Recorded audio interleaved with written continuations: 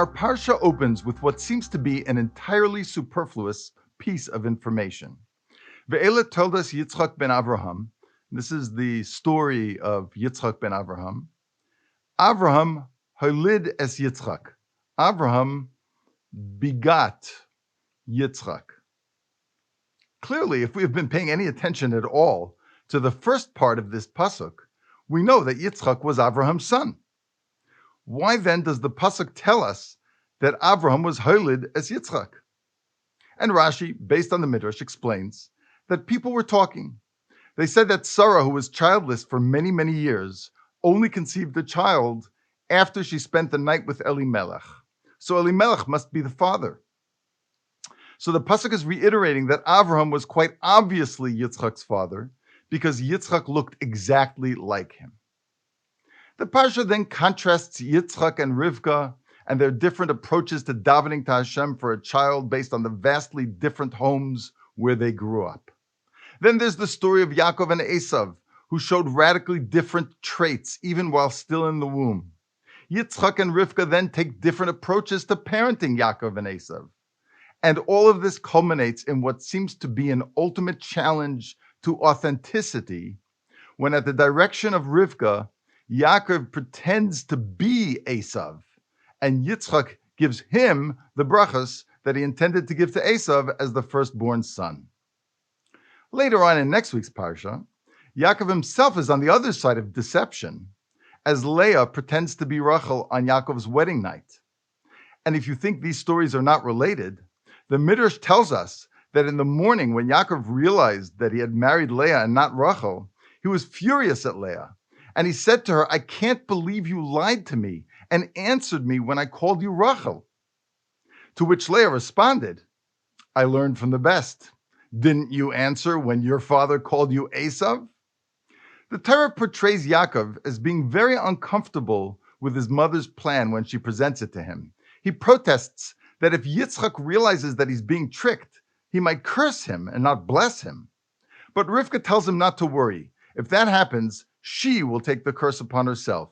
She is willing to take responsibility for the deception. Our parsha is the first of a series that really speak to the development of a strong, authentic sense of self. The starting point in Yaakov's journey in developing an authentic selfhood was as an ish tam yoshev haholim, which Rashi explains means that he was a scholarly person who was not well versed in the art of deceit. He is a tam, simple in the sense that his thoughts and his words are in agreement. In other words, he was not in any way deceitful, as opposed to his brother Esav, who is described as a Yodea Tzayid, who knew how to hunt, which Rashi tells us means he knew how to entrap and deceive people with his words. Yaakov goes against his nature in deceiving his father, and in so doing transforms from being a completely non-deceitful ish tam into someone with such great confidence in his ability to deceive that later on when he first meets Rachel, he tells her, "I am your father Lavan's brother." In other words, if he acts with deceit towards me, I am confident that I can play his game. So how does Yaakov go from being the ish tam to being a match for Lavan, a man who is notorious for his deceitful ways? It seems to me that one essential ingredient in the development of an authentic sense of self is the courage to step out of our comfort zones. It is easy to hide behind the particulars of our personalities. That's not who I am, or that's just the way I am. It is much harder to do things that don't feel natural. And I think it is fair to say that the most significant accomplishments in life are not those which come easily to us, certainly not in terms of self-development. Rivka tells Yaakov to step out of his comfort zone and take what was rightfully his. After all, he had purchased the rights of the firstborn, and by pretending to be Esav, he then becomes transformed. He goes from being the non-deceitful Yaakov, a name, by the way, which means bent or crooked, to the fully capable of being deceitful Yisrael, a name which means straight and honest under God.